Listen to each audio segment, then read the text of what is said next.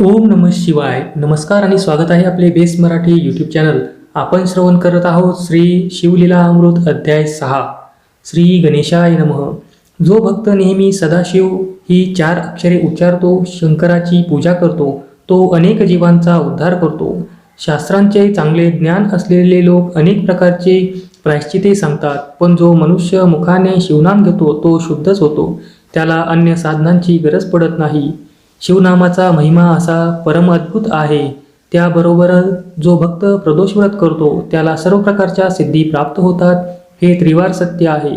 ज्यांना समाधान, प्रगती, धैर्य, दीर्घायुष्य, संतती, संपत्ती व दिव्य ज्ञान प्राप्त व्हावे असे वाटते त्यांनी यथासांग प्रदोषव्रत करावे. या व्रताचे मनपूर्वक आचरण केल्यास त्याची याच जन्मात प्रचिती येते. 6 महिन्यातच त्याचे दारिद्र्य आणि मोठी व्यथा यांचे निश्शेष निरसन होते. प्रदोषव्रत वर्षभर केल्यास ज्ञान प्राप्त होते. 12 वर्ष केल्यास महद्भाग्य लाभते असे व्यासांचे वचन आहे.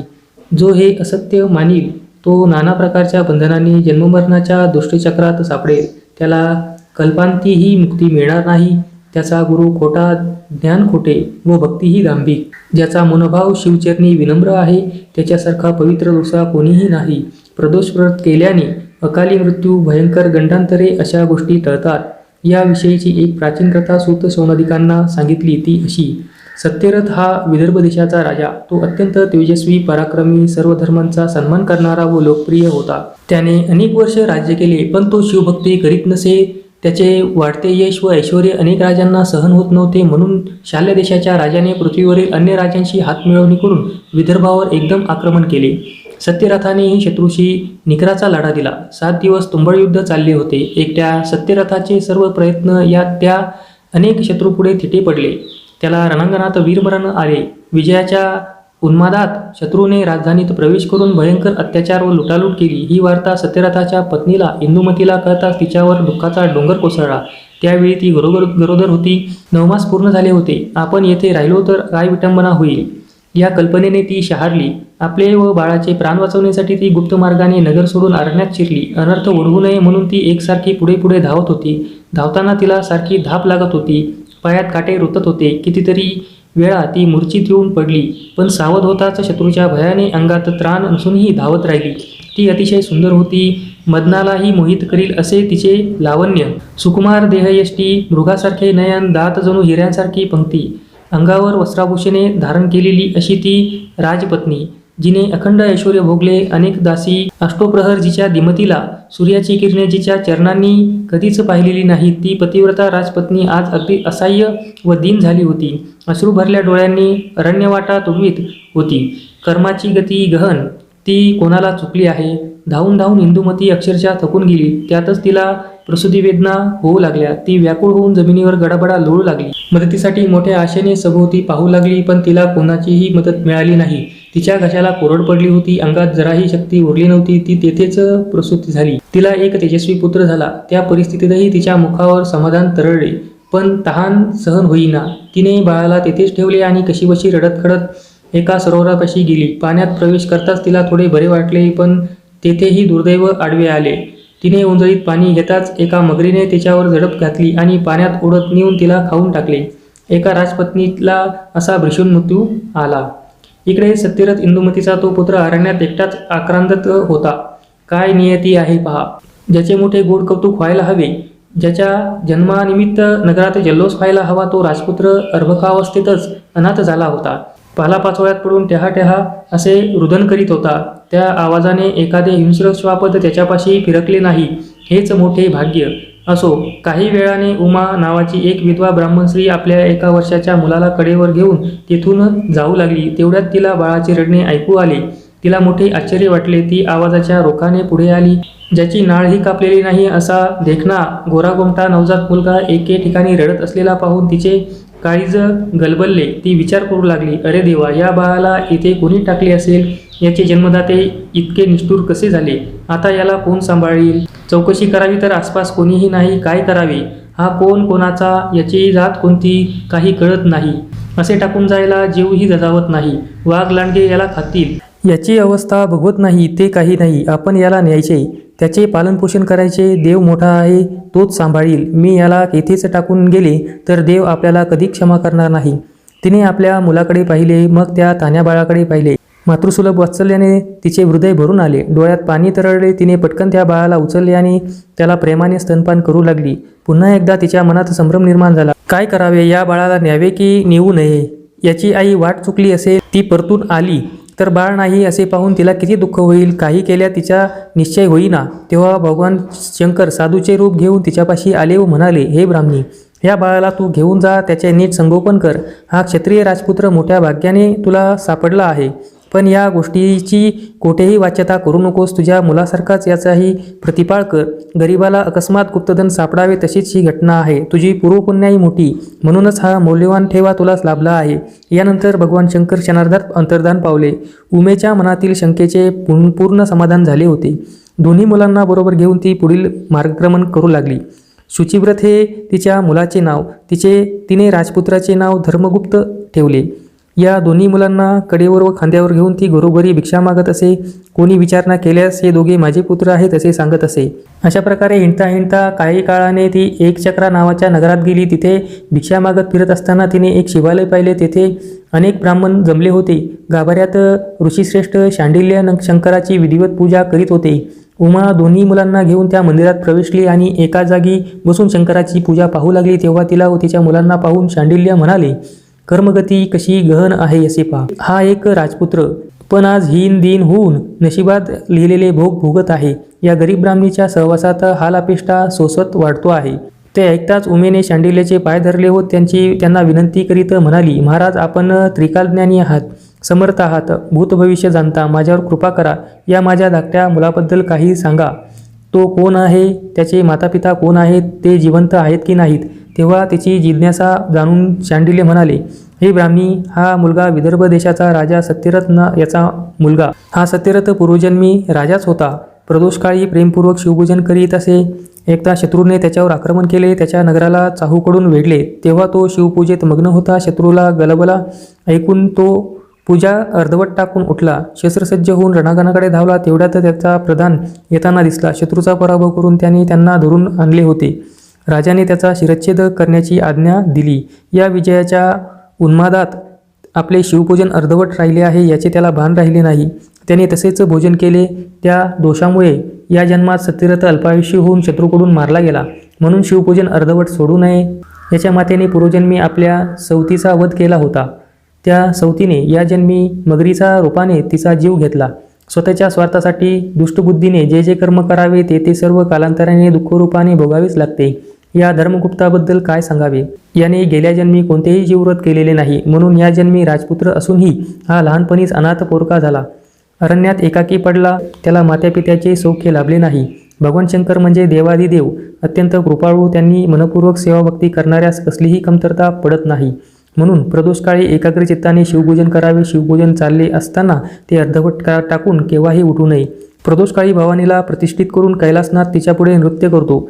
त्यावेळी सरस्वती वीणा वाजवते, इंद्र वेणू वाजवितो, ब्रह्मदेव ताल धरतो, लक्ष्मी सुस्वर गायन करते, तर विष्णू मृदुंग वाजवून शिवाच्या नृत्यगतीला साथ देतो. कुबेर हा शंकराचा प्राणप्रिय मित्र. तो हात जोडून समोर उभा राहतो. यक्ष, गंधर्व, किन्नर, सूर आणि असुर विनम्रतेने सन्मुख उभे राहतात. प्रदोषकाळाचा महिमा असा अगम्य आणि अनाकलनीय आहे.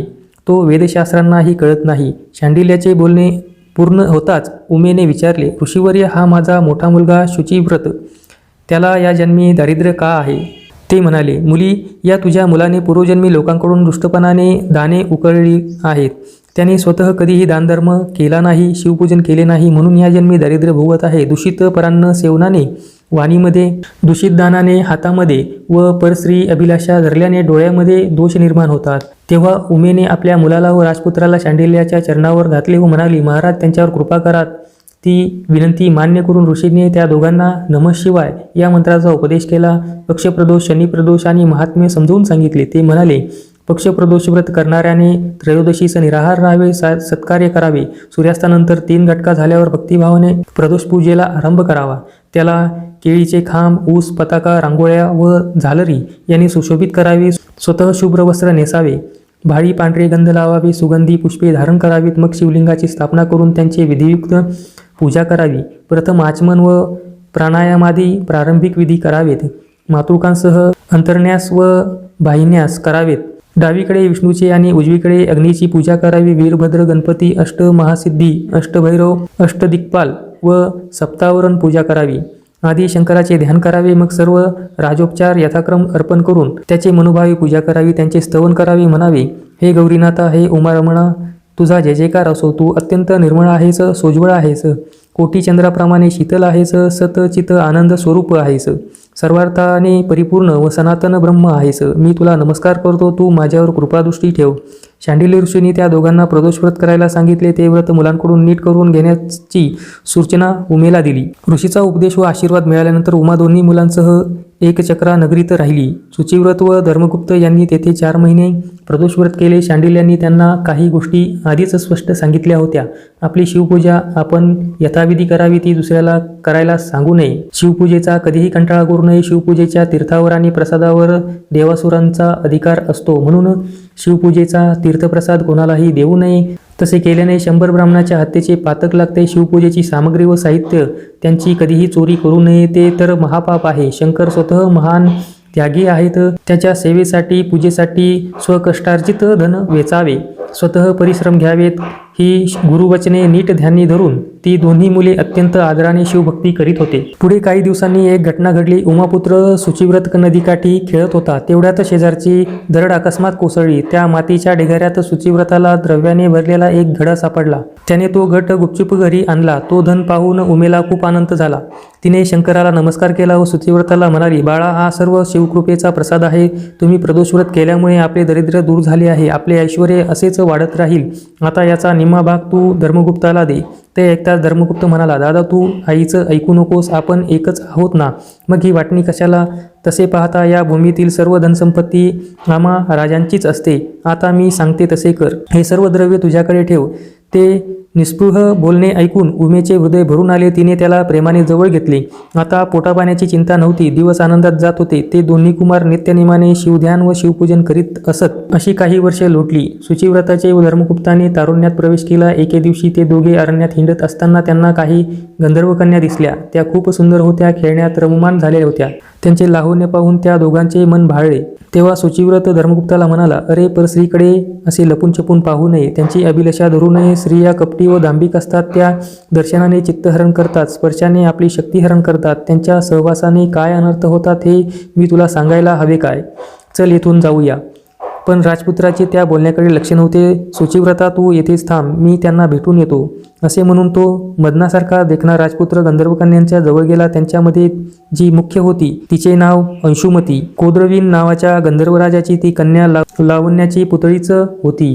ती उपवर झाली होती. तिच्या विवाहासंदर्भात तिच्या पित्याने माझी मुलगी कोणाला देऊ असे शंकरला विचारले. तेव्हा शंकर म्हणाला, गंधर्वराज पृथ्वीवर धर्मगुप्त नावाचा माझा परमभक्त आहे. सत्यरथाच्या या पुत्राला तू आपली मुलगी दे. शंकराचे हे वचन आज खरे होऊ पाहत होते. म्हणूनच अंशुमती योगायोगाने धर्मगुप्ताच्या दृष्टीस पडली होती. असो, त्याला येताना पाहून अंशुमती स्वतःशीच विचार करू लागली, हा मदनासारखा दिसणारा राजपुत्र आहे तरी कोण? याची अंगकांती किती तेजस्वी आहे. चंद्राने क्षीरसागरात स्नान करून आपला कलंक धुवून टाकला तशी. याचे धनुष्यबाण घेतलेले अजानबाहू पटकन रजरेत भरतील असेच आहेत. चाल किती दीर्घगंभीर व डौलदार आहे. वक्षस्थळ ही विशाल आहे. खरंच असं 32 शुभलक्षणांनी युक्त असलेला व्यक्तिमत्व फारच क्वचित पाहावयास मिळते. याला पाहून माझ्या मनात या आनंदाच्या उर्मी कोठून उसंबळत आहेत. हृदयाची धडधड अशी अचानक कशी बरे वाढली. हा अत्यंत गुणी राजपुत्र माझ्याशी वार्तालाप करायला येत आहे. त्याच्याशी सुसंवाद करायचा तर एकांत हवा. त्यात या सख्यांनी लुडबुड कशाला? मग तिने एक युक्ती केली. सुगंधी पुष्पे आणण्यासाठी आपल्या मैत्रिणींना दुसऱ्या वनात पाठविले. त्याही चतुर होत्या. काय समजायचे ते समजल्या. ठीक आहे, आमच्या व्यत्यय कशाला असे म्हणून हसत खिदळत दूर निघून गेल्या. आता अंशुमती एकटीच होती. तिने राजपुत्राला धिटाईने जवळ बोलविले. झाडाची पाने पसरून त्याच्यासाठी आसन तयार केले. त्यावर कोवळ्या डहाळ्या पसरवून ते मऊ केले. राजपुत्र त्यावर बसला. अंशुमती त्याचे देखणे रुपडे डोळ्यांनी मनात साठवीत होती. त्याचे आरक्त ओठ, मुखावरचे मोहक हास्य, विशाल भाल प्रदेश व अंतःकरणाचा ठाव घेणारे कमळासारखे डोळे या सर्व गोष्टींनी तिच्या मनाला विलक्षण भुरळ घातली होती. ती त्याच्याकडे लाजून पाहत होती. तोही तिच्यावर मुग्ध झाला होता.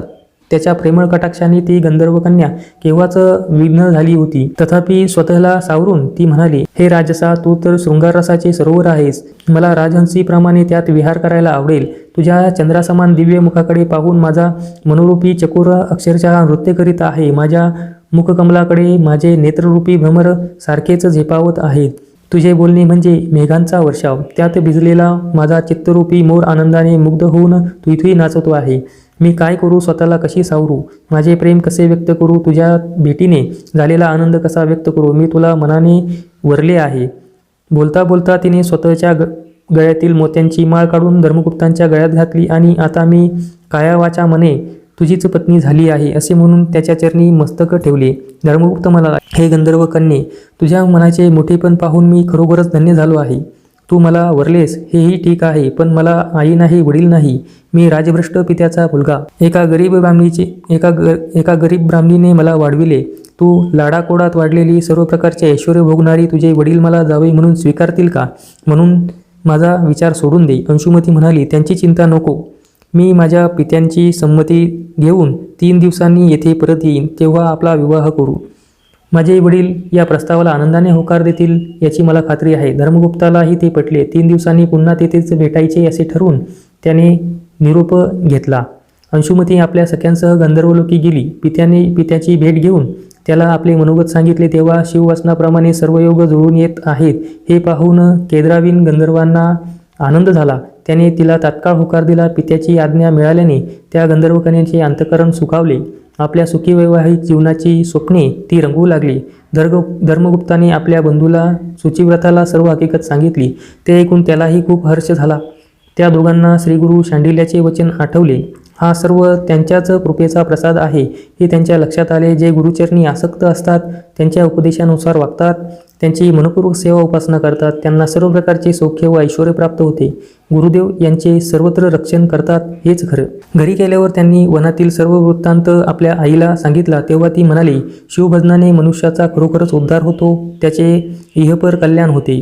तुम्ही भक्तिभावाने प्रदोषव्रत केलेत हे त्याचेच पुण्यफळ. 3 दिवसांनी ते दोघे बंधू पुन्हा त्या वनात गेले. तेथे गंधर्वराज केंद्रवीन लग्नाच्या सर्व तयारींशी सहपरिवार आला होता. आपल्या जावयाला पाहून त्याला खूप आनंद झाला. त्याने त्याचे उत्तम आदरातिथ्य केले. छत्रसेना व पालखी पाठवून उमेला मोठ्या सन्मानाने तेथे बोलावून आणले. 4 दिवस चाललेल्या त्या विवाह सोहळ्यात सर्व विधी यथासांग पार पडले. गंधर्वराजाने उमेला स्वर्गातील दिव्य अमूल्य अशा नानाविध भेटवस्तू दिल्या. जमात धर्मगुप्ताला 1,00,000 रथ, 1,00,000 घोडे, 10,000 हत्ती, 1,00,000 दासदासी, अक्षय धनकोश, दिव्य रत्नांच्या राशी, दिव्य धनुष्य व अक्षय भाते, अपरंपरा सेना, महापराक्रमी असा गंधर्व सेनापती आणि भरपूर वैभव दिले. अंशुमती दिव्य रथात बसून पतीसह सासरी आली. गंधर्वराजा आपल्या लोकी परत गेला. पुढे काही दिवसांनी धर्मगुप्तांनी चतुरंग सेनेसह विदर्भावर स्वारी करून राजधानीला वेढा घातला. नगरदुर्गावरून तोफांचा भडीमार होऊ लागला. पण गंधर्वाचे बळ अफाट होते. शत्रूचा बिमोड करून त्यांनी परत राज्य जिंकून घेतली. दुर्भर्षणाने सत्यरथाचा वध केला होता. धर्मगुप्ताने त्याला जिवंत पकडून आपला अंकित केला. या विजयाने धर्मगुप्ताची सर्वत्र कीर्ती झाली. देशोदेशीची राजे त्याला कारभार देऊ लागले. पुढे एका उत्तम मुहूर्तावर ते सिंहासनावर रूढ झाला. त्याने आपली पत्नी, माता व बंधू यांच्यासह पुष्कळ वर्षे उत्तम राज्यकारभार केला. सुचिव्रताला युवराजपद दिले. शांडिल्य गुरूंचा थोर सन्मान करून त्यांना दक्षिणा म्हणून अपार धनदौलत, दिव्यरत्ने, आभूषणे व वस्त्रे दिली. शिवकृपेने त्यांच्या राज्यात दुष्काळ, दुर्भिक्ष अशी कोणतीही परिस्थिती कधीच उद्भवली नाही. आधी व्याधी, दुःख, शोक, कलह, विघ्ने या सर्व गोष्टी समूळ नाहीशा झाल्या. सर्वत्र सुख, शांती, समृद्धी नांदू लागली. त्याने लोकांच्या हिताच्या अनेक गोष्टी केल्या. त्यामुळे त्याचे प्रजाजन, ब्राह्मण व नतलक त्याला नेहमी आशीर्वाद देत असत. त्याच्या कारकिर्दीत घरोघरी आनंद होता.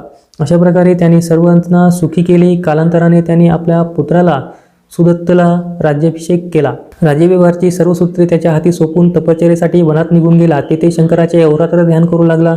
त्याच्या आराधनेने प्रसन्न झालेल्या कैलासनाथाने दिव्य विमान पाठवून त्याला, त्याच्या पत्नीला, मातेला व बंधूला शिवलोकी नेले. त्यांनी शंकराचे दर्शन घेऊन त्याला साष्टांग वंदन केले. त्याचे मनोभावे स्तवन केले. तेव्हा त्या पतितपावन शंभू महादेवाने त्या सर्वांवर कृपा केली. त्यांची अक्षयपदी स्थापना केली. सूत पुढे म्हणाले, श्रोतेजन हो, हे धर्मगुप्ताचे आख्यान जे श्रवण करतील, सद्भावाने पठन करतील, लिहितील, त्याचे रक्षण करतील आणि याला अनुमोदन देतील, त्याची सर्व पातके नष्ट होतील. त्यांना सर्वत्र विजय व यश मिळेल. त्याचे सर्व कर्ज फिटेल, त्यांना घरात धनधान्याची वृद्धी होईल, संपन्नता येईल, स्वतः शंकर त्यांचे रक्षण करील. प्रदोष महिमा अत्यंत अद्भुत आहे. या ग्रंथातील प्रदोष व्रताचे महात्म्य ऐकून जे या व्रताचे यथाविधी आचरण करतील त्यांना दुःख, दारिद्र्य व अपमृत्यूचे भय राहणार नाही. शिवकृपेने त्यांचे कल्याण होईल, हे त्रिवार सत्य आहे. हा शिवलीला अमृत ग्रंथ अत्यंत पवित्र आहे. ज्यांच्या घरी हा ग्रंथ आहे त्याचा पाठीराखा शंकर, तो उमाकांत त्याचा सदैव बरोबर आहे आणि ती त्याला शिवपद प्राप्त होईल. तर अशा प्रकारे आपण शिवलीला अमृत अध्याय 6चे श्रवण केलेले आहे. पुढील अध्याय आपण पुढील व्हिडिओमध्ये श्रवण करणार आहोत. त्यासाठी या चॅनलला सबस्क्राईब करा. ओम नमः शिवाय.